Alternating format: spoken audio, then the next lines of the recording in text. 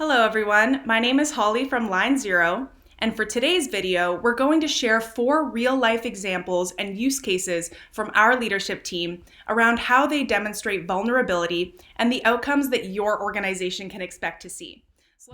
Now, this is based off of a recent Harvard Business Review article that you can see on screen here titled, "Today's Leadership Needs Vulnerability, Not Bravado."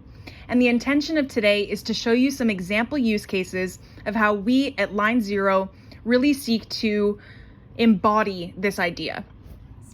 So let's hop right into the first use case. The first tip that we have for you is share your candid perspective with others.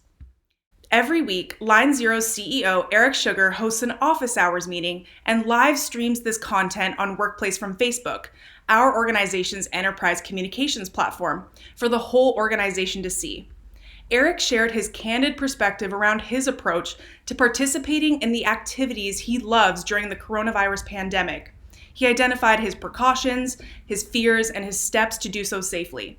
Now, from an employee perspective, this really resonated with me. When leaders share their vulnerabilities and fears, this can connect with employees who are experiencing those same fears.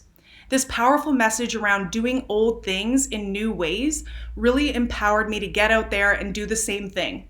And in the coming weeks, we saw heightened engagement from employees who became willing to share their approach to keeping their body and mind active and healthy during the current pandemic. Now, without a leader sharing their candid perspective, who knows if these types of stories would have been shared among employees within the organization. Now let's hop into our second use case for this video. Ask for help. Recently, we had our annual general meeting, and afterwards, they shared a survey asking for employee feedback. Now, this tactic, of course, isn't groundbreaking, but the way that you convey that tone and that message through those questions is really important in displaying vulnerability. So asking questions like, please score our speakers. Please let us know any feedback for the next year's event. Is there anything you would change? What was your favorite part of the event?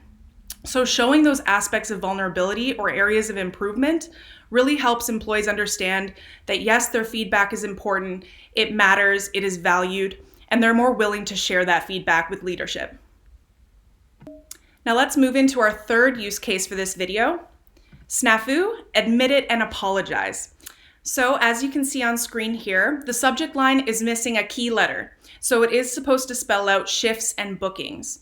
This was an error that took place in September, so very recent.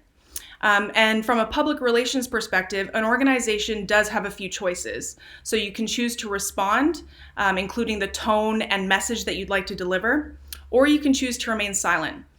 So from an organizational perspective, we chose to respond individually to those people who reached out and notified us of the error, responded to our entire customer database who did receive the newsletter, and we also responded to our internal personnel, notifying them of the error and the next steps or lessons that we learned to prevent this type of error happening in the future.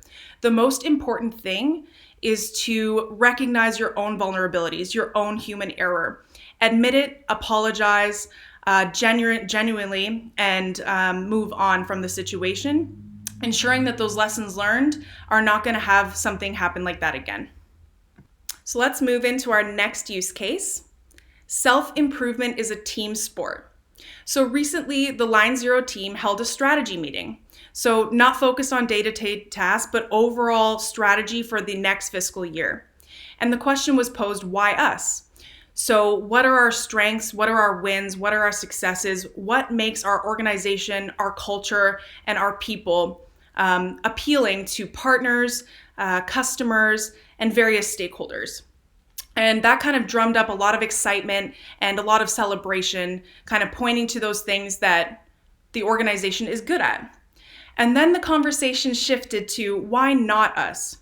And that kind of struck a little bit of silence for a moment.